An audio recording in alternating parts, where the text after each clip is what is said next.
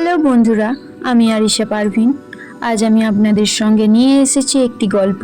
গল্পের নাম বিয়ের চুক্তি। প্রেম হলো সঠিক সময় আর সঠিক ব্যক্তির কনসেপ্ট। দেখা যাবে তুমিও সেই একই জায়গায় দাঁড়িয়ে আছো। হ্যালো তন্ময়, আমি কখন থেকে রেজিস্ট্রি ম্যারেজ অফিসের সামনে দাঁড়িয়ে আছি। তুমি কখন আসছো? তোমার ফোনটা কখন থেকে বেজে যাচ্ছে, ধরছিলে না কেন?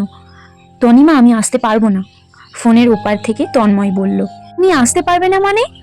আজ আমাদের বিয়ে তন্ময়, আর তুমি এখন আসবে না? কি বলছো?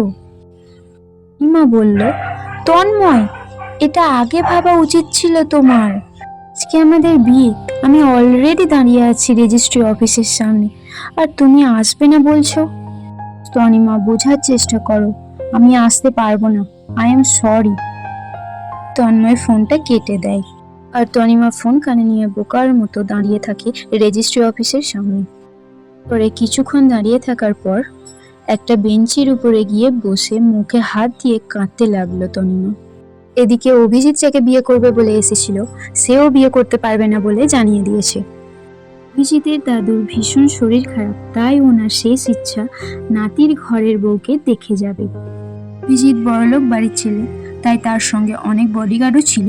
তাদের মধ্যে একজনকে ডেকে অভিজিৎ বলল, যত তাড়াতাড়ি সম্ভব আমার জন্য একটা পাত্রী জোগাড় করে আন।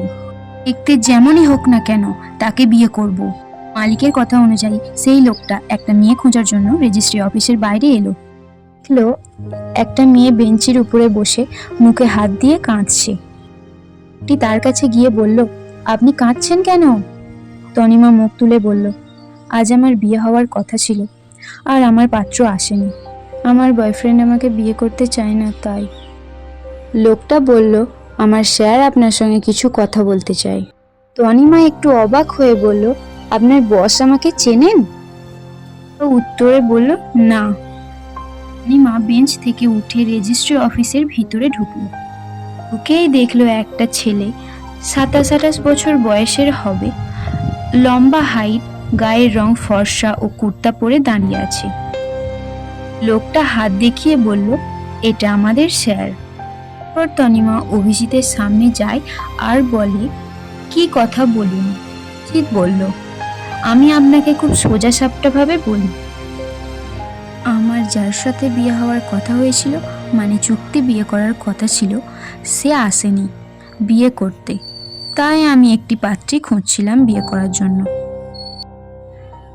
তনিমা অবাক হয়ে বলল, চুক্তির বিয়ে? অভিজিৎ বলল, হ্যাঁ, চুক্তির বিয়ে। আপনি আমার সাথে চুক্তির বিয়ে করবেন। আমার দাদু খুব অসুস্থ, তাই ওনার শেষ ইচ্ছা আমার ওয়াইফকে দেখে যাবে।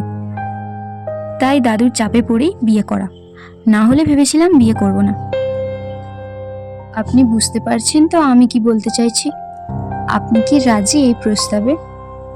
তনিমা একটু ভেবে দেখলো, যদি আমি এনার সাথে চুক্তির বিয়ে করি, তাহলে তন্ময় আমাকে বিবাহিত দেখে ওর কষ্ট হবে, আর ও আমার কাছে ফিরে আসবে। এই ভেবে তনিমা চুক্তির বিয়েতে রাজি হয়ে যায়। একে অভিজিৎ তনিমার মুখ পর্যন্ত ঠিক করে দেখেনি। কিছুক্ষণের মধ্যে ওদের রেজিস্ট্রি ম্যারেজ হয়ে যায়। তে লেখা ছিল 3 মাসের চুক্তির বিয়ে।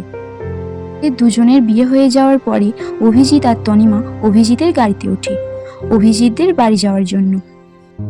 গাড়ির মধ্যে যেতে যেতে অভিজিৎ একবার তনিমার দিকে তাকালো। তনিমার মুখটা খুবই সুন্দর, টানা টানা চোখ, গায়ের রং ফর্সা, পরনে লাল শাড়ি, লাল লিপস্টিক আর হাতে শাখা পলা, আর চুল খোপা করা, তার মধ্যে ফুল দেওয়া। সব মিলিয়ে খুব সুন্দর লাগছিল তনিমাকে। অভিজিৎ ওর দিকে তাকিয়েছিল একভাবে। তারপর কিছুক্ষণ পরে ড্রাইভার গাড়ির ব্রেক মারতেই অভিজিৎ সামনের দিকে তাকালো, আর দেখলো ওরা বাড়ি চলে এসেছে। অভিজিৎ আর তনিমা গাড়ি থেকে নামলো, আর অভিজিৎদের বাড়ির মেন গেটের সামনে তনিমা দাঁড়িয়ে পড়ল। অভিজিৎ বলল, আপনি এখানেই দাঁড়ান, আমি বাড়ির লোকজনকে ডাকছি। তারপর অভিজিৎ ওর বাড়ির লোকজনদের ডাকলো। ডাকার সঙ্গে সঙ্গে অভিজিতের বোন, মা, বাবা বেরিয়ে এলো।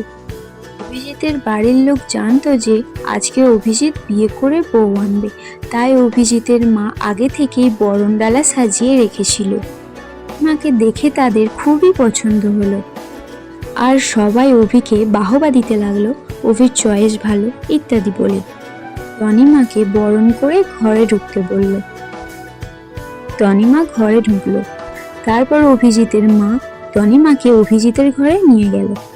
প্রথম পর্ব এখানেই শেষ হলো। গল্পটি ভালো লাগলে চ্যানেলটি সাবস্ক্রাইব করবেন আর লাইক কমেন্ট শেয়ার করবেন। পরের পর্বের জন্য অপেক্ষা করুন আর সঙ্গে থাকুন। ভালো থাকুন। টাটা।